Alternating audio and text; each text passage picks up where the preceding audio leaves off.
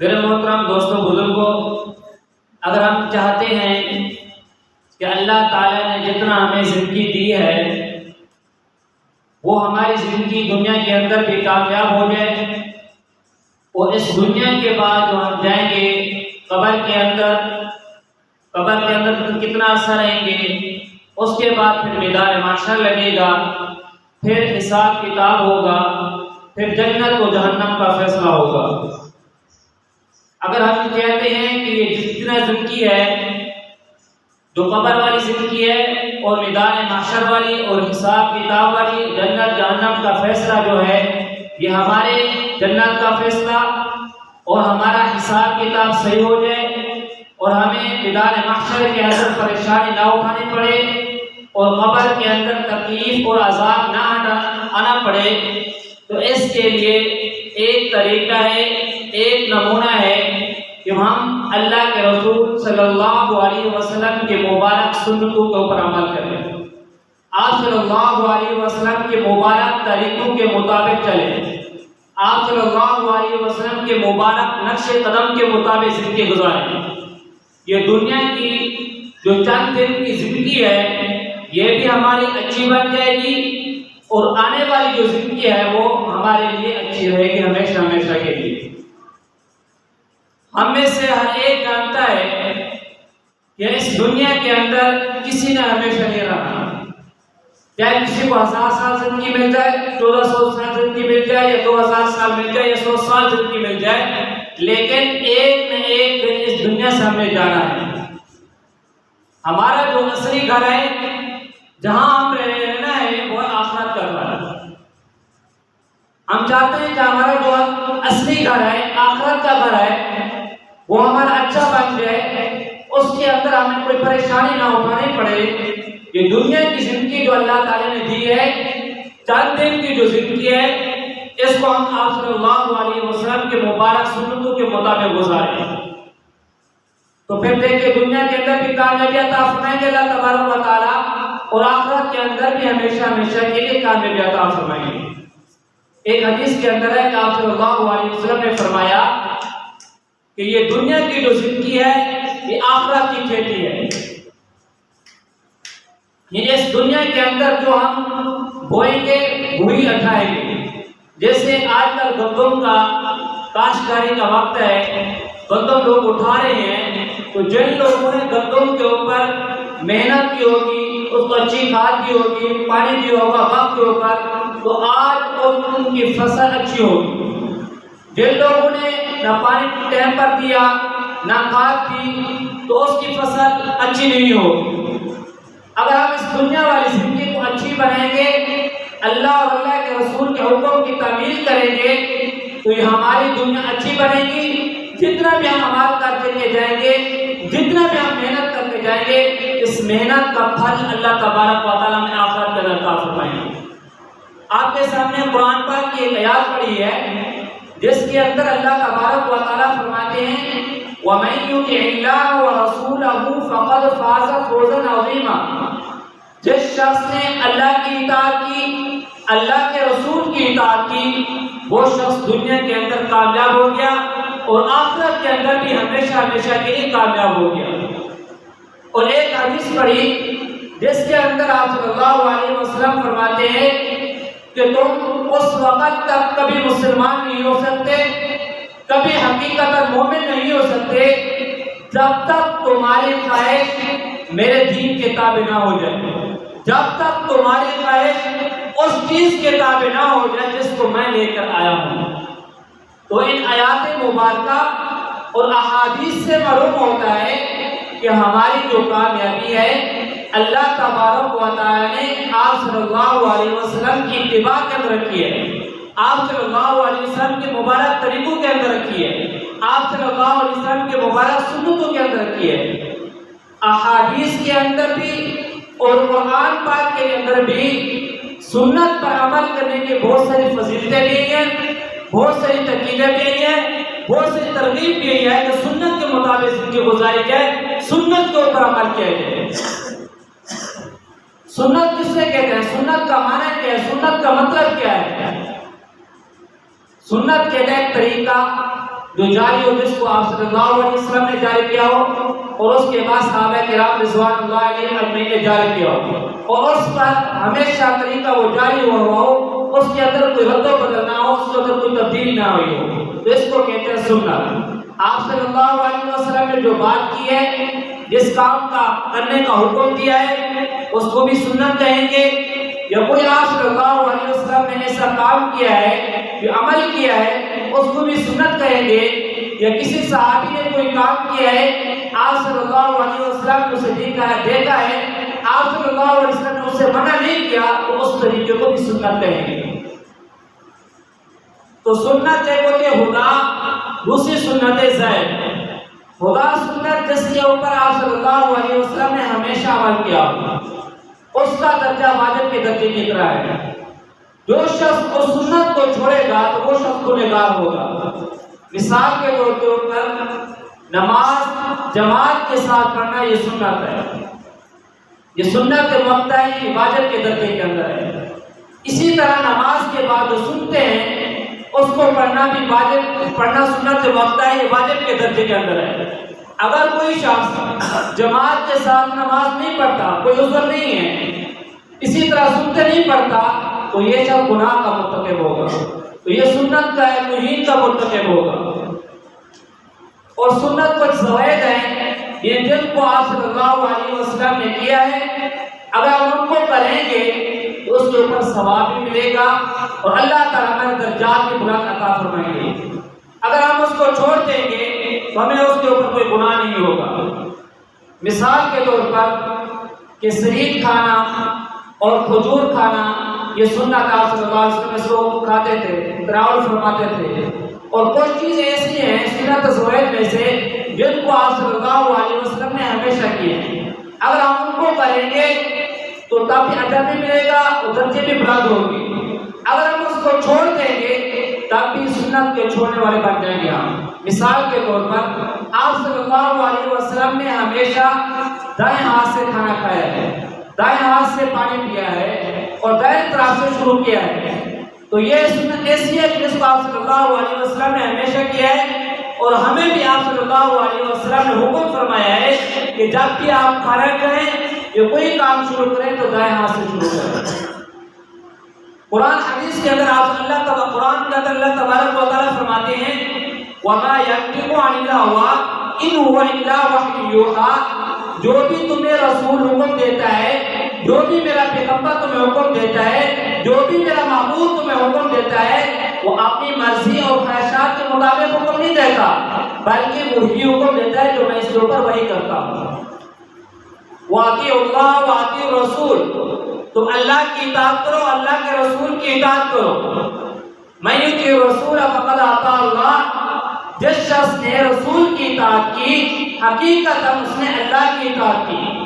قُلْ إِن كُنتُمْ تُحِبُّونَ اللَّهَ فَاتَّبِعُونِي يُحْبِبْكُمُ اللَّهُ وَيَغْفِرْ لَكُمْ ذُنُوبَكُمْ، آپ فرما دیجئے ان لوگوں کو اگر تم چاہتے ہو کہ اللہ تعالیٰ ہمارے ساتھ محبت کرے، اللہ تعالیٰ ہمارے ساتھ پیار کرے، اللہ تعالیٰ ہمیں شفقت کی نگاہ سے دیکھے، تو شرط یہ ہے فَاتَّبِعُونِی، اس محبوب کے نقش قدم کے مطابق زندگی گزارو، تو میرے محبوب کے طریقے کے مطابق چلو، جو نبی صلی اللہ علیہ وسلم نے طریقہ اختیار کیا وہی طریقہ اختیار کرو، خوشی کے اندر بھی غمی کے اندر بھی آپ صلی اللہ علیہ وسلم کا طریقہ اختیار کرو۔ یحببکم اللہ، جب تم میرے محبوب کی اتباع کرو گے، میرے محبوب کا طریقہ اختیار کرو گے، یحببکم اللہ، پھر میں تم سے محبت بھی کروں گا، پھر تم سے میں پیار بھی کروں گا، پھر تم سے میں شفقت بھی کروں گا، وَيَغْفِرْ لَكُمْ ذُنُوبَكُمْ، اور تمہارے گناہ بھی بخش دوں گا۔ یہ قرآن پاک کے اندر اللہ تبارک و تعالیٰ نے سنت کی ترغیب فرمائی ہے۔ ایک جگہ ارشاد ہے وَمَا آتَاكُمُ الرَّسُولُ فَخُذُوهُ وَمَا نَهَاكُمْ عَنْهُ فَانْتَهُوا، جو رسول تمہیں دے اس سے لے لو، جس سے رسول تمہیں روکے اس سے رک جاؤ، جن چیزوں سے رسول تمہیں منع کرے یہ نہیں کرنا ان سے رک جاؤ، ان سے باز ہو جاؤ، ان کو نہیں کرو۔ اور احادیث کے اندر آپ صلی اللہ علیہ وسلم نے سنت کی فضیلت بیان کی ہے، سنت کی اہمیت بیان فرمائی ہے۔ آپ صلی اللہ علیہ وسلم نے فرمایا کل امتی یدخلون الجنہ، میرا امتی ہر امتی جنت کے اندر داخل ہوگا، الا من ابا، ہاں وہ شخص داخل نہیں ہوگا جس نے انکار کیا۔ صحابہ کرام رضوان اللہ علیہ نے پوچھا قیل من ابا، کون ہے جو انکار کرنے والا ہے؟ آپ صلی اللہ علیہ وسلم نے فرمایا من اطاعنی فقد دخل الجنہ، جس شخص نے میری اطاعت کی وہ جنت کے اندر داخل ہوگا، ومن عصانی فقد ابا، جس نے میری نافرمانی کی اس نے انکار کیا وہ شخص جنت کے اندر داخل نہیں ہوگا۔ اسی طرح اور ایک حدیث کے اندر ہے آپ صلی اللہ علیہ وسلم نے فرمایا من احیا سنتی فقد احبنی ومن احبنی فقد دخل الجنہ، جس شخص نے میری سنت کو زندہ کیا وہ ایسا جس نے مجھ سے محبت کی، جس نے مجھ سے محبت کی وہ میرے ساتھ جنت کے اندر داخل ہوگا، وہ میرے ساتھ جنت کے اندر داخل ہوگا۔ ایک اور حدیث کے اندر ہے کہ آپ صلی اللہ علیہ وسلم نے فرمایا من تمسک بسنتی عند فساد امتی فلہ اجر مئۃ شہید، جس شخص نے اس زمانے کے اندر میری سنت کو مضبوطی سے پکڑا، جس زمانے کے اندر جس دور کے اندر لوگ میری سنت کو چھوڑ رہے تھے، اس شخص کو اللہ تعالیٰ 100 شہیدوں کے برابر ثواب عطا فرمائیں گے، 100 شہیدوں کے برابر ثواب عطا فرمائیں گے۔ ایک شہید کو اللہ تعالیٰ کتنا ثواب عطا فرماتے ہیں؟ جو شخص اللہ کے راستے کے اندر شہید ہو جاتے ہیں اللہ تعالیٰ اس کے سارے گناہ معاف کرتا ہے، اللہ تعالیٰ اس کو سیدھا جنت کے اندر داخل فرما دیتا ہے۔ پھر بھی وہی شخص تمنا کرے گا جو شخص شہید ہو گیا ہے اللہ تعالیٰ مجھے زندگی دے پھر میں تیرے راستے کے اندر لڑوں، پھر میں تیرے راستے کے اندر لڑوں، لیکن ایک سنت زندہ کرنے پر اللہ تعالیٰ 100 شہیدوں کے برابر ثواب عطا فرما رہا ہے۔ ایک اور حدیث کے اندر ہے کہ آپ صلی اللہ علیہ وسلم نے فرمایا ما ترکت فیکم امرین لن تضلوا، میں تمہارے اندر 2 چیزیں چھوڑ کے جا رہا ہوں، جب تک تم اس کو مضبوطی سے پکڑے رہو گے کبھی بھی گمراہ نہیں ہوگی۔ ایک کتاب اللہ و سنت رسول اللہ، ایک اللہ تعالیٰ کی کتاب ہے،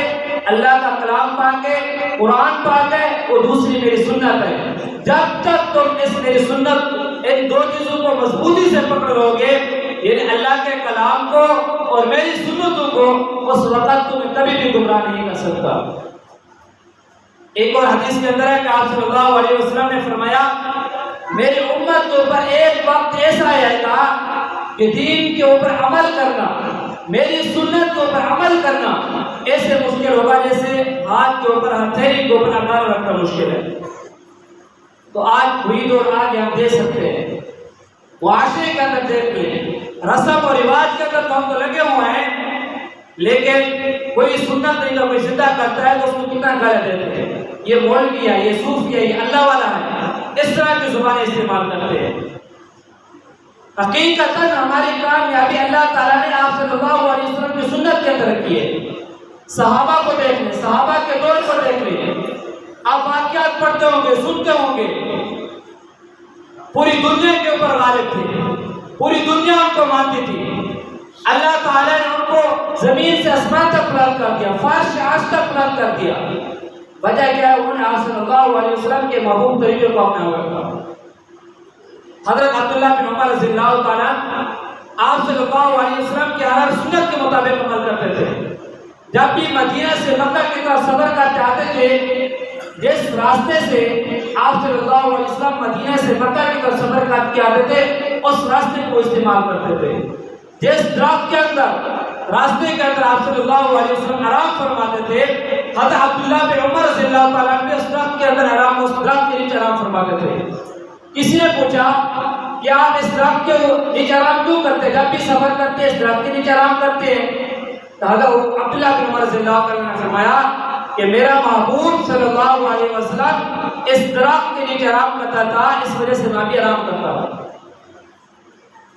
اسی طرح حضرت عمر رضی اللہ تعالیٰ نے ایک صحابی کو حضرت اسامہ رضی اللہ تعالیٰ عنہ کو روم کے اندر بھیجا۔ جب ہرکل روم کے اندر بھیجا، جب بادشاہ کی مجلس کے اندر وہ صحابی پہنچ گیا تو بھول کی وجہ سے سونے کی کرسی کے اوپر بیٹھ گئے، بھول کی وجہ سے سونے کی کرسی کے اوپر بیٹھ گئے۔ جب ان کو یاد آیا تو فوراً اٹھ کر کے نیچے بیٹھ گئے۔ تو بادشاہ نے کہا کہ عجیب بات ہے، میں تمہارا استقبال کرنے کے لیے اس طرح کی کرسی رکھی ہے، تم یہ کیسے کر رہے ہو، تم نیچے کیوں اترتی ہو؟ تو اس صحابی نے کہا کہ آپ صلی اللہ علیہ وسلم نے، ہمارے محبوب صلی اللہ علیہ وسلم نے اس چیز سے منع کیا کہ مرد سونے کو استعمال نہیں کر سکتے۔ آپ صلی اللہ علیہ وسلم کی تعلیم ہے، آپ صلی اللہ علیہ وسلم نے فرمایا اگر تم کھانا کھا رہے ہو تمہارے ہاتھ سے لقمہ نیچے گر گیا ہے تو اس کو اٹھا کے کھا لو، اللہ تعالیٰ کی نعمت کی ناقدری نہ کرو، اللہ تعالیٰ کی نعمت کی ناشکری نہ کرو، اس سے شیطان خوش ہوتا ہے۔ حضرت حذیفہ رضی اللہ تعالیٰ بادشاہ کی دربار کے اندر بیٹھے ہوئے تھے تو ان کے ہاتھ سے ایک لقمہ نیچے گر گیا